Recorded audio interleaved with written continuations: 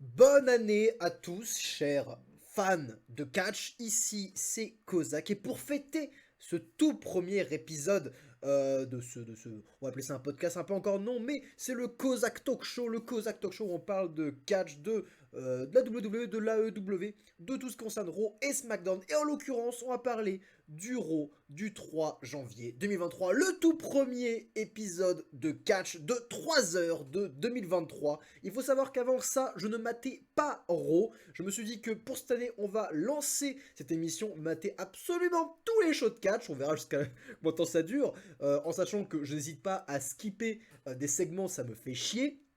Parce qu'il est hors de question que je me tape un show de 3 heures si ce show est naze.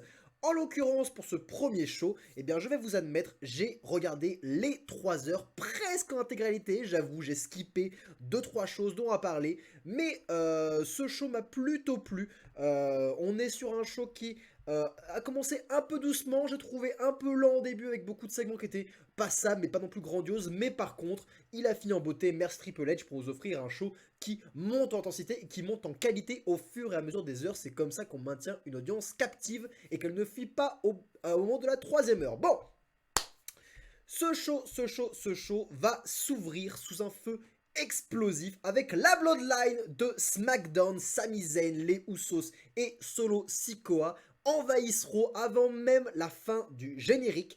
On est sur un début extrêmement excitant. On voit Sami Zayn qui se met sur la table, qui hurle. Les Usos qui se mettent aux commentaires, qui n'hésitent pas à prendre la place des commentateurs de Raw. Ils renversent la table. Ils commencent à enlever des gars de la sécurité par-dessus la barricade. Sami Zayn engueule la caméra et dit que c'est la faute de Kevin Owens, tout ça, qu'ils envahissent Raw, que c'est leur show maintenant. Évidemment, Kevin Owens arrive pour se battre. Et on a plein de coups de la Bloodline. On rappelle que la semaine dernière, lors de derniers épisodes de SmackDown, Kevin Owens et John Cena ont battu Roman Reigns, Sami Zayn. Donc la Bloodline un petit peu les boules. C'est souvent Roman Reigns qui les envoie ici, mais Roman Reigns n'est pas présent ce soir. Kevin Owens donc arrive pour en découdre avec les Usos. Avant qu'il n'arrive au ring, Adam Pearce vient pour l'arrêter. C'est mon vieux Adam Pearce qui hurle à Kevin Owens de se calmer et qui hurle que la Bloodline n'est pas l'autorité de ce show, qu'ils n'ont rien à faire ici et qui se barre. Évidemment, la sécurité arrive, la Bloodline légère parce que à 4 contre 25, bon, enfin je veux dire, au bout de plusieurs années de catch, la WWE n'est pas toujours capable d'engager des agents de sécurité plutôt efficaces. Hein. Tous les agents de sécurité se font complètement buried, complètement enterrés par les catcheurs, comme va être notre habitude, hein. Quelque chose qui a tendance à m'énerver un peu, mais c'est comme ça, ça a toujours été comme ça restera toujours comme ça. Par contre, du coup, c'est les catcheurs d'Euro qui viennent prendre la relève des agents de sécurité pour essayer de contrôler la situation. La Bloodline est obligée de fuir, mais Adam Pearce s'arrête en leur disant « Écoutez les gars, vous allez rester ici, hein, vous venez envahir Raw, vous assumez, vous allez bosser ce soir, on va faire un match 6-man tag team, voilà, la Bloodline contre des catcheurs de Raw. » Bon, alors, bon, c'est- Comme le dit la miniature que j'ai créée, c'est un début excitant mais royalement con, on va pas se mentir. Oui, c'est excitant de voir la Bloodline arriver avant le générique, commencer à prendre Raw en otage littéralement, parce que c'est cool, ils ont raison, c'est la faction la plus intéressante de la WWE depuis vraiment longtemps, et ça le reste toujours.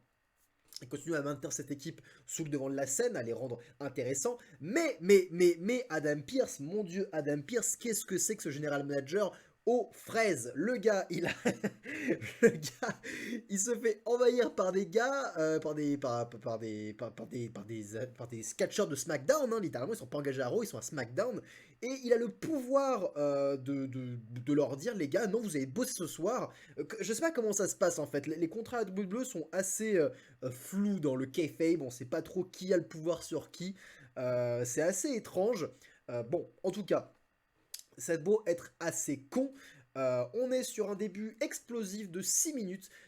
Et petite chose à savoir pour ce nouveau concept, je mets des petits points aux catcheurs dont les segments m'ont plu, et j'enlève aussi des points aux catcheurs dont les segments que j'ai trouvé ringards. Et à la fin, on fait un bilan sur le mois et sur l'année pour voir quel était le meilleur catcheur du mois, de la semaine, de l'année, que sais-je. En tout cas, je mets à jour tout ça et j'ai mis 2 petits points à ce segment que j'ai trouvé efficace.